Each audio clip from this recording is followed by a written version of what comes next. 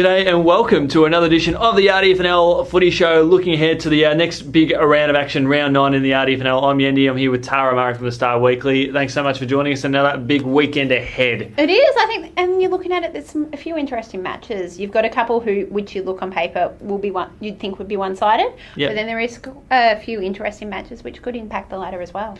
Definitely could, and the first game we'll have a look at, which I think is going to throw a bit of a spanner in the works, because the in-form Hawks tackle the Romsey side, which is still in the mix, but probably haven't shown the best that they're probably capable of that they have in recent weeks. I think this will be match of the round. You've got both of these sides sitting 7th and 8th on the ladder, I think they are, and they're both looking for finals. And obviously they want that 6th spot. So this match is really, really important for both of those sides. You've got the Hawks who are coming off two wins, and you've got Romsey coming off a loss against Riddle in probably their worst match of the year. So it's going to be quite interesting how the Redbacks respond. They do have a young side, so it is about confidence, whether their confidence was dealt a blow last week or whether they can quickly regroup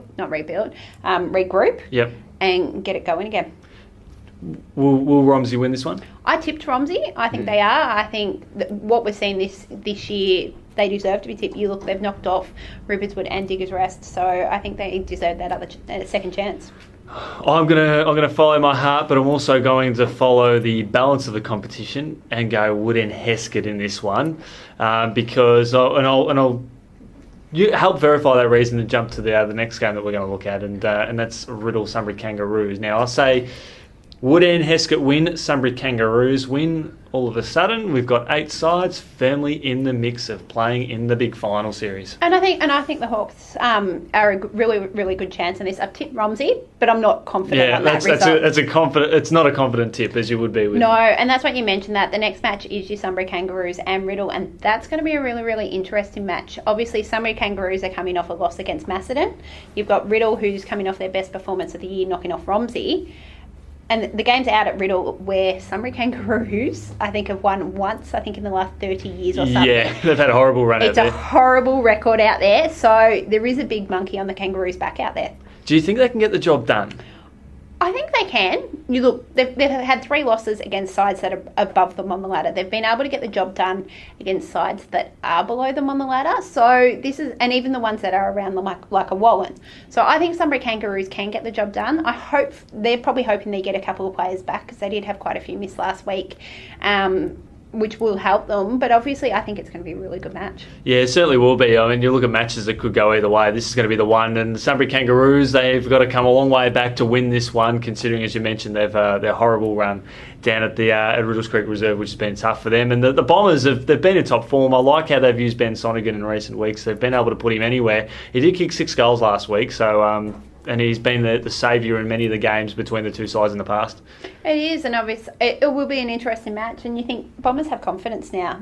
Obviously, they were building with a very young side to start with.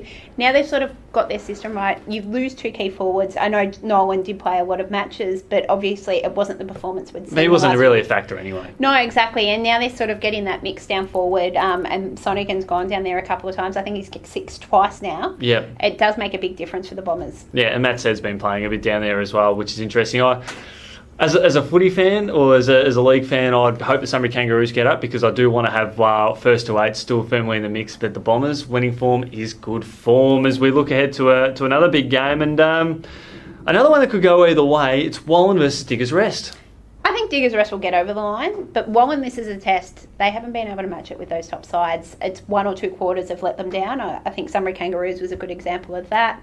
Obviously, they played Rupert's Wood, if I remember correctly, and struggled there. Yeah. And Macedon's another one they were blown out of the park in that first quarter. So you've got those matches there. They haven't been able to match it with those top sides. This is the challenge for them. That's it. They've taken the next step from last season. The next step is to match it with those top sides. I think Wallen, they did have a bit of a fortress out of Green Hill Reserve over recent seasons. I'm going to go out on a limb here and back them on RDFL TV to get the job done. I'm not sure on the tipping front in the record, but I think just for the sake of throwing a spanner in the works, I think they'll get up. And why do you think they'll get up? Why do I think they'll get up? That's a very interesting... Dan Nolan's been in great form. He's kicked 5 goals. He kicked, I think, 7 goals the previous week, so he's kicked 12 goals. I think they did get a few injuries over the past weekend, though, which will make it tough. But I think the resilience at home at Green Hill Reserve is very difficult to score at.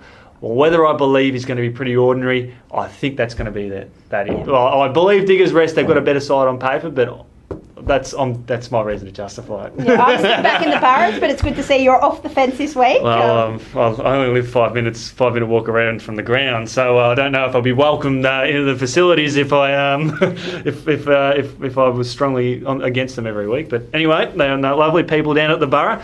Rockbank versus Broadford, another big game of footy, and if Broadford's got a chance to win a game, this is got to be the one, although Rockbank's results have not indicated how good they've been in season 2017. It is, and I think we're in a weird situation. Rockbank goes into a game as favourites. That has not happened since I think they played finals the first year I covered the league. So yeah, that's a few years ago now. Yeah, so obviously they've struggled with that. They'll go into the game favourites, and I think last week's form, they played well for 3 quarters. If they play well for 4 quarters, they're going to get the win quite easily, I think. So, and probably a mental game for Rockbank this week. Yeah. Obviously, they've got to get used to going in as favourites. Can we get this done? We should get it done, but can they? We're not going to see many goals kicked in this game either. I think as a collective, if we see more than 16 goals, I think it'd be quite interesting. If whether is tipped to come does come, we sort of see typical wintry conditions, and I'd like to see Broadford kick more than 2 goals again this week. I think they've had trouble on the goal front, so if they can kick 6 or 7, that'd be great for them. Exactly, and I think even the supporters of both sides would love quite a few goals kicked. It always seems to make the games more interesting. Rupert's Wood v Lancefield down at the Shark Tank. How do you see this one going? Obviously, the netball will be a bit more, will be a closer affair, but the football game probably not so much. You mentioned that. I think the netball game will be pretty interesting. Lancefield and Rupert's Wood have got a good rivalry in the netball, and I know the 2 coaches there, Di and Alan, are best mates, so that always adds to it. But with the football, I think it will be a one-sided. I think it will be a one-sided match with Rupert's Wood being too strong. It's one of those matches where the Sharks seem to dominate against a lot of your lower sides, and this is another one of your lower sides. So I expect them to get over the line quite easily. Yeah, expect them to get the job done in that department. And the final game, which will be broadcast live and exclusive on Highlines FM, it is Macedon versus Melton Centrals, and I'd imagine Tony Clark will be, whether it's rain, hail or shine, the venue will be looking terrific. And it'll be a right game. I think if the netballers do go head-to-head, that's going to be an exciting clash as well. I was going to say, it is another one. As you mentioned, I was about to say, it's another one where I think the netball will be more interesting than the football. You've got Macedon that's undefeated on top, and Centrals are in the will most likely play finals as well. They're coming to the football. I think it's going to be one-sided. Yeah. I think it's going to be pretty one-sided.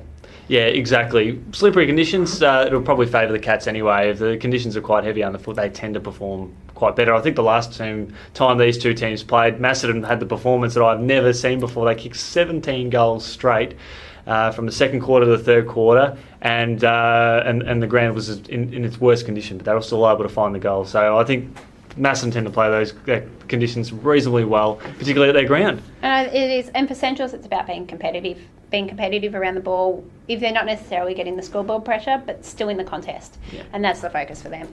Should be an interesting round of football as we do approach the turning point or turning mark of the RDFNL season. Tara, thanks so much for joining us, and we look forward to catching up with you next week. Thanks for having me.